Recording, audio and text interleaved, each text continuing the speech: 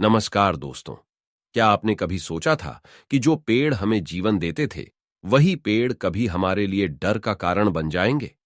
अब आने वाले वर्षों में हिमालयी भागों में मौसमी बदलाव अधिक घातक और निरंतर होते जा रहे हैं। हालात इतने बिगड़ गए हैं कि अब लोग वर्षा के डर से अपने आसपास के पेड़ों को गिरने से पहले ही काट रहे हैं। जो पेड़ पहले हमें छाव और हरियाली की अनुभूति देते थे, वह अब एक डर में बदल गए हैं। अगर हम देखें तो जुलाई में हिमाचल प्रदेश को भारी वर्षा के असर का सामना करना पड़ा और यह समस्या अब भी जारी है, जबकि देश के अधिकांश हिस्सों में वर्षा में कमी हो चुकी है। हिमाचल प्रदेश में 90 दिनों की सामान्य वर्षा लगभग 50 दिनों में ही पूरी हो गई। जुलाई में राज्य में सामान्य से अधिक वर्षा हुई। सामान्यतः जब जुलाई में औसत वर्षा 165 मिलीमीटर होती थी, तब इस वर्ष वह 354 मिलीमीटर तक पहुंच गई। बारिश ने पिछले 50 सालों के रिकॉर्ड तोड़ दिया है। इस वर्ष हिमाचल प्रदेश में अधिक वर्षा के कारण 361 लोगों की मौत हुई, 2000 से अधिक मकान ध्वस्त हो गए, 10,000 मकान क्षतिग्रस्त हुए और 300 दुकानें नष्ट हो गईं। 4,700 से अधिक गौशालाएं भी तबाह हो गईं। अंतिम 5 सालों में 8,000 से अधिक मकान नष्ट हुए। 16,000 पशु और पक्षी की मौत हुई और लगभग 10,000 मवेशी या तो मारे गए या खो गए। पिछले साल भी हिमाचल प्रदेश में अधिक वर्षा के कारण 200 से अधिक लोग मारे गए थे।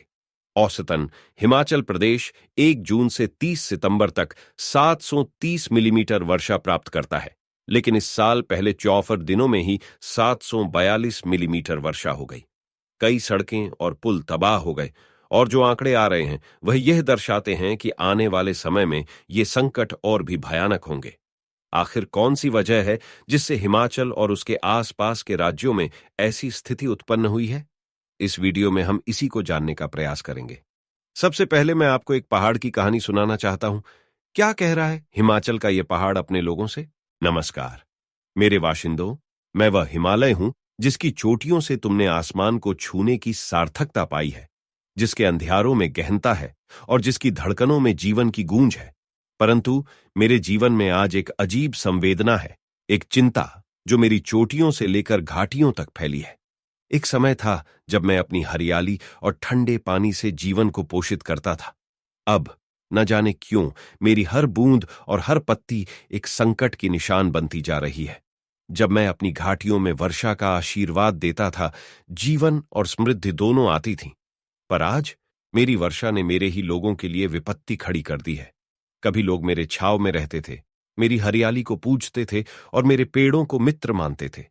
पर अब मौसम के बदलाव से वे ही पेड़ उनके लिए भय का कारण बन गए हैं। अब जब मैं वर्षा करता हूं, मेरे ही लोग उससे पीड़ित होते हैं। मेरे दिल में दर्द है कि वे जो पहले मेरे साथी थे, अब मुझसे डरते हैं। मेरी घाटियों की धड़कन बदल चुकी है और मेरी पहाड़ियों की धरती अब संवेदनशील हो गई है। मैं पृथ्वी की एक विशेष उपलब्धि हूं और आपके जीवन का साथी भी। मेरा महत्व आपके भूविज्ञान में प्लेट टेक्टोनिक्स के रूप में है। मैं समय समय पर प्राकृतिक उपद्रवों और मौसमी परिवर्तनों से निपटता रहता हूं। मेरी जल संग्रहण क्षमता, खनिज संसाधन और जीवन की विविधता से आपको अनगिनत उपहार मिलते हैं। जलवायु परिवर्तन का मैं महत्वपूर्ण हिस्सा हूं। आपकी संस्कृति में मेरा विशेष स्थान है। मैं प्रकृति के सौंदर्य, संस्कृति और पारंपरिक मूल्यों को आप तक पहुंचाता हूं। मैं पर्यटन का मुख्य आकर्षण बन चुका हूं। मैं आपको प्रकृति के साथ संबंध की गहराई में ले जाता हूं। इतिहास में मैं आपके सुरक्षा का किला रहा हूं। पहाड़ी समुदाय में मैंने जीवन जीने की चुनौतियों और उसकी संस्कृति को जानने का अवसर दिया है। मैं आपके जीवन का एक अभिन्न हिस्सा हूं और आपको प्रकृति के महत्व की याद दिलाता रहता हूं। मैं आपसे प्रार्थना करता हूं कि आप इस संकट को जल्दी ही दूर करें। मैं चाहता हूं कि मेरे जीवन, मेरे लोग और मेरी हरियाली फिर से साथी बन जाएं। मैं चाहता हूं कि आप मेरी आंखों में वापस वही प्यार और सुरक्षा देखें। मैं आपसे यही संदेश देना चाहता हूं कि आप मेरे साथ मिलकर इस संकट से लड़ें और मैं हमेशा आपके साथ हूं। दोस्तों, वैसे तो पहाड़ का जीवन हमेशा से कठिन रहा है, पर फिर भी आज क्या हो गया है जिससे यहां जीवन जीना और भी कठिन हो गया है? इसका पहला कारण है सड़कों का विस्तार। आज पहाड़ी इलाकों में सड़कों का विस्तार करने से विभिन्न समस्याएं उत्पन्न हो रही हैं। इसका प्रभाव पहाड़ों की स्थिरता पर दिख रहा है। सड़कों के विस्तार से यातायात की मात्रा में वृद्धि होने के साथ साथ भारी वाहनों की संख्या और उनकी आवाजाही भी बढ़ गई है। इससे जमीन में कंपन पैदा होने लगा है, जो लगातार भूस्खलन की तीव्रता को बढ़ा रहा है। सड़कों के विस्तार होने से भारी वाहनों की गति में भी वृद्धि हुई है, जिससे जमीन पर अधिक दबाव पैदा हो रहा है। इसका असर आसपास की इमारतों, पहाड़ों और संरचनाओं पर हो रहा है। इसके अलावा पहाड़ी इलाकों में सड़क निर्माण के दौरान भूजल का रिसाव हो रहा है, जिससे जमीन के अंदर की मिट्टी सूखने के कारण अंदर जगह खाली बन रही है। और फिर जब वह खाली जगह आसपास की मिट्टी द्वारा भरी जाती है, तो आसपास की जमीन, सड़कें, पुल और पहाड़ ढह रहे हैं, और साथ ही नदियों और झरनों का प्रवाह भी कम हो रहा है। जब पहाड़ी क्षेत्रों में सड़क निर्माण होता है और उसके किनारों में गलत तरीके से ढलान बनाई जाती है, तो इससे भूस्खलन की संभावना बढ़ जाती है। साथ ही विस्फोट के द्वारा सड़क निर्माण के समय उत्पन्न होने वाले कंपन के कारण आसपास के पहाड़ और भवन कमजोर हो रहे हैं, जो भूस्खलन की संभावना और उससे होने वाले खतरे को बढ़ा रहे हैं। और जब सड़क बनाते समय मिट्टी को नदी में डाला जाता है, तो नदी के घनत्व और वेग दोनों में वृद्धि होती है। अधिक मिट्टी के कारण पानी की प्रवाह शक्ति बढ़ जाती है, जिससे नदी के मार्ग में आने वाले क्षेत्रों में भारी नुकसान हो रहा है, जैसा कि उत्तराखंड और हिमाचल में देखने को मिल रहा है।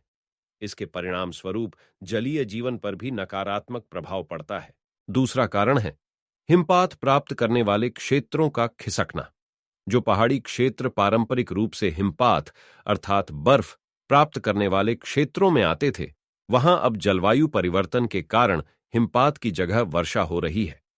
अधिक वर्षा के कारण उत्पन्न हुई तेज बहाव वाली जलधारा वर्षों से जमी हुई मिट्टी को भी उठा रही है, जिससे उसके रास्ते में आने वाले क्षेत्रों में प्राकृतिक आपदाओं जैसे अचानक बाढ़ का जोखिम बढ़ गया है। इसके अलावा बर्फ की कमी से सूर्य की किरणों की परावर्तन क्षमता में कमी हो रही है, जिससे क्षेत्रीय जलवायु में परिवर्तन और वर्षा के पैटर्न तथा तापमान में वृद्धि हो रही है, और यह चक्र और भी तेज हो रहा है। इसके परिणाम स्वरूप भूस्खलन और अचानक बाढ़ की संभावना और भी बढ़ रही है। पहाड़ी क्षेत्र में अत्यधिक ड्रेनेज का जाल और उनमें अधिक ढाल होने के कारण ये प्रवाह और भी घातक बन रहे हैं। तीसरा कारण है जलवायु परिवर्तन। जलवायु परिवर्तन के कारण पृथ्वी की सतह का तापमान बढ़ रहा है, जिससे हवाएं और ऊपर उठकर ज्यादा फैल रही हैं। इसके परिणाम स्वरूप उच्च ऊंचाई पर बादल बन रहे हैं, जो अधिक ऊंचाई और दूर तक बरसात करने में समर्थ हैं। इसके अलावा गर्म वायुमंडल अधिक नमी को सोखकर उसे अधिक समय तक रोक सकता है। हिमालय के संदर्भ में यह परिवर्तन अधिक और लंबी अवधि वाली वर्षा की घटनाओं में दिखाई दे रही है, क्योंकि अब वायुमंडल में संचित नमी भारी वर्षा के रूप में हिमालय तक आसानी से पहुंच रही है। इस वजह से उत्तराखंड और हिमाचल प्रदेश आज भी सितंबर में भारी वर्षा का अनुभव कर रहा है। चौथा कारण है दक्षिण पश्चिमी मानसून का पश्चिमी विक्षोभ से मिलना। हिमालय में मौसम परिवर्तन का मुख्य कारण मानसून है। पहाड़ी क्षेत्र इसके प्रभाव में सीधे आते हैं। जैसा कि हम जानते हैं, उत्तराखंड, हिमाचल प्रदेश और जम्मू कश्मीर जैसे पहाड़ी क्षेत्रों में विभिन्न मौसमी प्रवृत्तियों के कारण अनेक प्राकृतिक आपदाओं की संभावना बनी रहती है। हमारे देश की पहाड़ी क्षेत्रों में पश्चिमी विक्षोभ के कारण उत्तर पश्चिमी क्षेत्रों में सर्दियों में वर्षा होती थी। वहीं पहाड़ी क्षेत्र में दक्षिण पश्चिमी मानसून की हवाएं गर्मियों में भारी वर्षा करती थीं। परंतु अब ये मानसूनी हवाएं का पश्चिमी विक्षोभ से मिलने के कारण इन क्षेत्रों में गर्मियों में मूसलाधार वर्षा हो रही है। इस मिलाप के परिणाम स्वरूप उत्तराखंड, हिमाचल प्रदेश और जम्मू कश्मीर जैसे क्षेत्रों में भूस्खलन, अचानक बाढ़ और हिमस्खलन जैसी हिमालयी आपदाओं की घटनाएं लगातार बढ़ रही हैं। इससे इन प्रदेशों में जान का जोखिम बढ़ गया है, जिसका परिणाम आप हिमाचल प्रदेश में देख रहे हैं। पांचवा कारण है मोरेन। आपने मोरेन शब्द शायद सुना होगा। मोरेन हिमनदों द्वारा संचित मिट्टी और चट्टानों का मलबा है। ये हिमनद झीलों को रोकने के लिए प्राकृतिक बांध की भूमिका निभाता है। जब तापमान में वृद्धि हो रही है और हिमनद पीछे हट रहे हैं, जब इन मोरेन से बनी झीलों में वर्षा का पानी भरता है, तो ये मोरेन अस्थिर हो जाते हैं। मानसूनी वर्षा इस जोखिम को बढ़ा रही है क्योंकि इसने मोरेन से बनी झीलों को और भी अस्थिर बना दिया है। जब ये मोरेन टूटते हैं तो नदियों में अचानक पानी की मात्रा बढ़ जाती है। हिमालयी क्षेत्रों में मानसून में हिमनद झील विस्फोट से होने वाली बाढ़ जैसी आपदाओं की संख्या समय दर समय बढ़ रही है। जलवायु परिवर्तन के कारण हिमनदों का पिघलना तेज हो रहा है, जिससे ऐसी घटनाओं की संख्या और प्रभाव में वृद्धि हो रही है। उत्तराखंड और हिमाचल में भी इसी प्रकार के छोटे छोटे हिमनद झील हैं जो फ्लैश फ्लड की संख्या और उसके प्रभाव में तेजी ला रहे हैं। छठा कारण है लोगों की जीवन शैली में परिवर्तन। पहाड़ी क्षेत्रों में समय के साथ लोगों की जीवन शैलियों में परिवर्तन देखने को मिलता है। अब लोग पारंपरिक कृषि छोड़कर व्यवसाय और आराम जीवन की चाह में सड़कों के किनारे बस रहे हैं, जो अक्सर नदी के किनारे बसे होते हैं। पहाड़ी क्षेत्रों में सड़कों का निर्माण घाटियों में आसानी से हो जाता है क्योंकि यहां घाटियों की चौड़ाई अधिक होती है। इसके परिणाम स्वरूप लोग नदी की जलधारा को जाने अनजाने रोक रहे हैं, जिससे बाढ़ के जोखिम में वृद्धि हो रही है। एक तरफ सड़कों का निर्माण ढलानों को अस्थिर कर रहा है और दूसरी तरफ भवन निर्माण के कार्य इस अस्थिरता को बढ़ा रहे हैं। अब कस्बों में कचरा प्रबंधन की कमी के चलते नदियों में कचरा डालने का अभ्यास बढ़ रहा है, जिससे नदी के प्रवाह पथ में परिवर्तन हो रहा है और हर बारिश के साथ नदी अपना पथ बदल रही है, जिस कारण ये क्षेत्र अचानक बाढ़ के प्रति और भी संवेदनशील हो रहे हैं। सातवां कारण है पहाड़ों में भवन निर्माण। पहाड़ों में भवन निर्माण के कारण मिट्टी के गुणों पर बहुत प्रभाव पड़ा है। भवन निर्माण के लिए की गई खुदाई और जैविक सामग्री युक्त मिट्टी को हटाने से मिट्टी की संरचना में बदलाव हुआ है, जिससे इसकी भूस्खलन रोकने की क्षमता में कमी आई है। निर्माण सामग्री और उपयोग में होने वाली मशीनरी से मिट्टी की पानी सोखने की क्षमता में भी कमी आई है, जिससे मिट्टी के कणों को आपस में बांधे रखने की क्षमता भी कम हुई है और भारी वर्षा के दौरान सतह पर जल प्रवाह में वृद्धि होने से भूस्खलन की प्रवृत्ति को और अधिक बल मिला है। सतही वनस्पति को हटाने से मृदा को बांधे रखने की क्षमता में भी कमी हुई है, जिससे पानी की मारक क्षमता उसमें मिट्टी की मौजूदगी के कारण और बढ़ गई है, जिससे भूस्खलन का जोखिम बढ़ता जा रहा है। आठवां कारण है जल विद्युत बांध और टनल निर्माण। समय के साथ मनुष्य की दिन प्रतिदिन बढ़ती जरूरतों को पूरा करने के लिए बिजली की मांग बढ़ रही है। इसका सीधा प्रभाव यह है कि पिछले कुछ सालों में पहाड़ी क्षेत्रों में जल विद्युत बांधों की संख्या में 5 से 6 गुना वृद्धि हुई है।